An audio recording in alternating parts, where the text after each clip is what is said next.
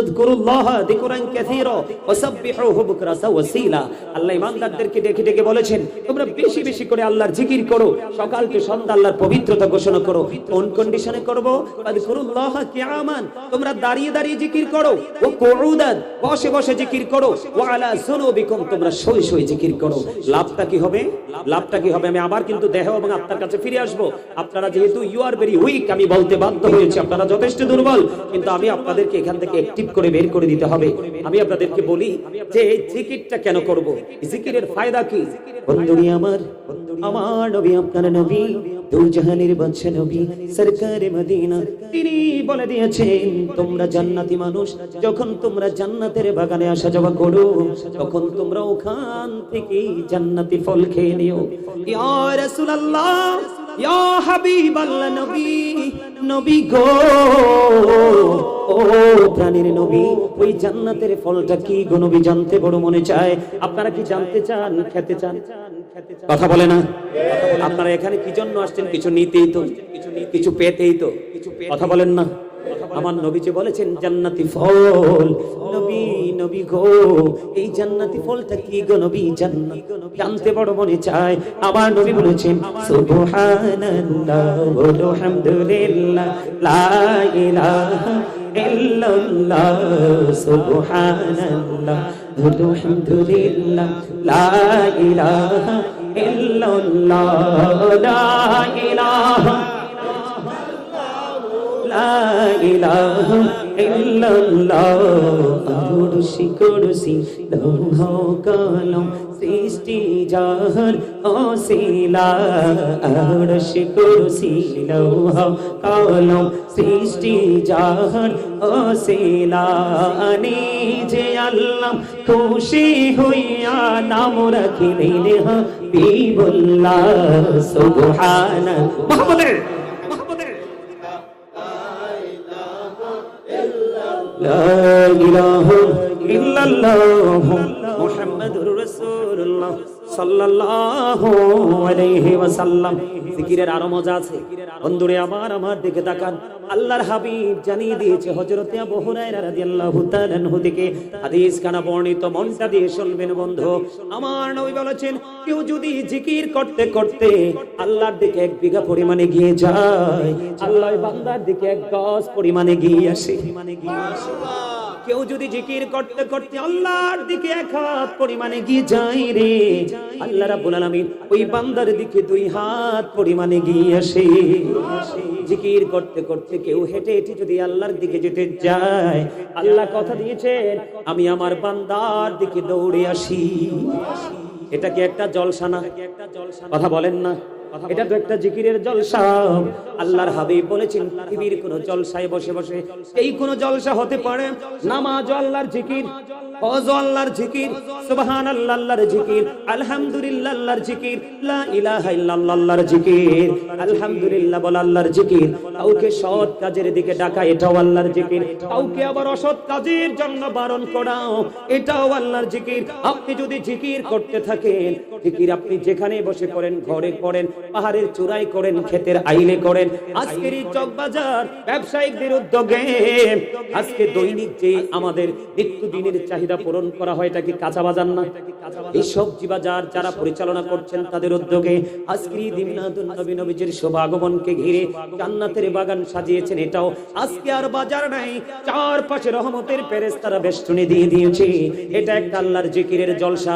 আল্লাহ কথা দিয়েছে, আমার নবী আপনাকে আমাকে জানিয়ে দিয়েছেন, পৃথিবীর কোন জলসায় বসে যখন আমার বান্দা বা বান্দি গোরা বা জুয়ান যেই কোন লোকে জিকির করবে, আমি আল্লাহ কথা দিলাম তার চাইতে উত্তম জলসায় আমি আল্লাহ আমার ওই বান্দার জিকির করি। আপনি যদি চলে যান বাড়িতে, আজকে মাহফিল শেষে বাড়ি যাবেন কিনা? আপনি যখন বাড়ি চলে যাবেন, যাওয়ার পথে যদি কেউ প্রশ্ন করে, অথবা আপনার বাড়িতে যাওয়ার পরে যদি আপনার হাউস ওয়াইফ আপনাকে প্রশ্ন করে, বাবা মা প্রশ্ন করে, কোন শুভাকাঙ্ক্ষী প্রশ্ন করে, তুমি যে তখন মাহফিলে ছিলা, তুমি কি একটু বলতে পারবা তোমার আল্লাহ তখন পর্যন্ত কি করেছে? আপনি কনফিডেন্টলি বলে দিবেন, কাজী সুলাইমান আল কাদরি সাহেব আজকে বলেছে, আমার নবী নাকি আমাদেরকে ইনফর্ম করেছেন, জানিয়েছেন, তোমরা যখন জলসায় বসে বসে মালিকের জিকির করো, আমার মালিক তখন ওই বান্দার জিকির করে। এখান থেকে বোঝা যায় আমি এতক্ষণ জিকির করেছি, এতক্ষণ পর্যন্ত আমার মাওলাও আমার জিকির করেছে। বলেন না সুবহানাল্লাহ।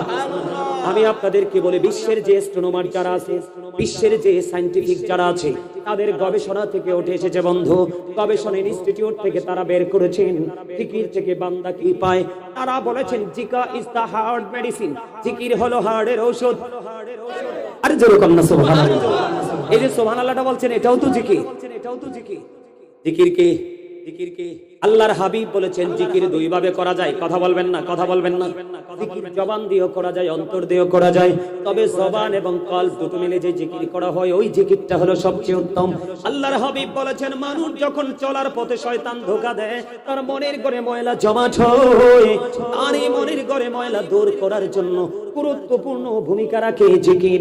তুমি যেই কোনো জিনিসকে পরিষ্কার করতে একটা যন্ত্র ইউজ করো, ঠিক কিনা বলেন? ঠিক তোমার মনের ঘরের ময়লা পরিষ্কার করার যন্ত্র হলো মাওলার জিকির। আল্লাহর হাবিব আরো বলেছেন তোমরা যখন জিকির করো এমন ভাবে জিকির করো মানুষ দেখলে যেন তোমাদেরকে পাগল বলে। আর জোর কন্যা সুবহানাল্লাহ। এই প্রত্যেকটা দিন একটা মানুষের দুই ধরনের খাবার সংগ্রহ করতে হয় যদি সেই মুমিন হয়। একটা খাবার হলো তার দেহের, বাহিরের মানুষটার, কোন মানুষটার, যেটাকে প্র্যাকটিক্যালি পরিদর্শন করা যায়, মানুষ দেখে বডিটা, এই বডির খাবার পৃথিবীর হাই কোয়ালিটি বলেন, লো কোয়ালিটি বলেন, যেই কোনো প্লেসে এই পৃথিবীর বডির খাবার পাওয়া যায়। কিন্তু মুমিন আর একটা খাবার সাথে সাথে জোগাড় করতে হয়, রূহের খাবার, আত্মার খাবার। এইটা পৃথিবীর যেই কোনো জায়গায় পাওয়া যায় না, ওই আত্মার বাজারে গেলেই শুধু সেই খাবারটা পাওয়া যায়। খাবারটা মিলে আজকের জান্নাতের বাগান হলো মুমিনের রূহের খাবারের ব্যবস্থা হয়েছে। জোরে জোরে কন্যা সুবহানাল্লাহ। তাহলে আমি আপনাদেরকে বলি, আমরা দরুদ পড়ছি কিনা শুরুতে? আপনারা অনেকেই দরুদ পড়েননি, কেন পড়েননি? আমার দিকে তাকান, আমার দিকে তাকান। আমি বলছি বন্ধু, জুমার দিনে কেউ যদি প্রাণের নবীকে ভালোবেসে, জুমার দিনে কেউ যদি প্রাণের নবীকে ভালোবাসিয়া প্রতিদিন যদি 80 বার যদি দরুদ পড়তে পারে, প্রত্যেকটা জুমার দিনে যদি সে নবীকে ভালোবেসে মাত্র 80 বার দরুদ পড়তে পারে, তাহলে তার 80 বছরের সগীরা গুনাহ আমার আল্লাহ মাফ করে দেয়। বন্ধুরে আমার, হযরত আনাস রাদিয়াল্লাহু তাআলা আনহু থেকে হাদিসখানা বর্ণিত, আমার নবী আপনার নবী তো জাহানের বাদশা নবী, তিনি বলে দিয়েছেন, হাদিসখানে এসেছে দাইলামি শরীফের মধ্যে, আমার নবী বলেছে ও চক বাজার, এই কাঁচা বাজার, দৈনিক নিত্যদিনের চাহিদা পূরণ যারা করেন ব্যবসায়িক আমার ভাই বাবারা, সবাইকে বলছি হৃদয় খুলে শুনুন, আমার নবী আপনার নবী তো জাহানের বাদশা নবী সরকারে মদিনা, তিনি জানিয়ে দিয়েছেন, হাদিসখানে এসেছেন দাইলামি শরীফের মধ্যে, কেউ যদি প্রতিদিন তোমরা কাজ করো না, কাজ করোগুলো মানুষ কথা বলতে হয়, দাদা আসেন, আসেন দাদা বসেন, না না আসেন, আসেন আসেন আসেন, আপনি আসেন না কেন? আসেন, আপনি না আসলে সবাই কিন্তু ডিস্টার্ব করবে। আলহামদুলিল্লাহ বলেন। আমাদের প্রধান অতিথি, আচ্ছা আমাদের প্রধান অতিথি চলে আসছেন, কিছুক্ষণের মধ্যেই উনি স্টেজে আসবেন, উনি আজকের মাহফিল সমাপ্ত করবেন। আমি আপনাদেরকে বিনীতভাবে অনুরোধ করছি, আল্লাহ রাসূল বলেছেন কেউ যদি প্রতিদিন দৈনিক 1000 বার রাসূলকে ভালোবেসে, রাসূলকে মহব্বত করে, রাসূলের কদমে 1000 বার দরুদ দিতে পারে, আল্লাহর হাবিব বলেছেন সে জান্নাত না দেখা পর্যন্ত তার মরণ হবে না। আর জোরে কন্যা সুবহানাল্লাহ।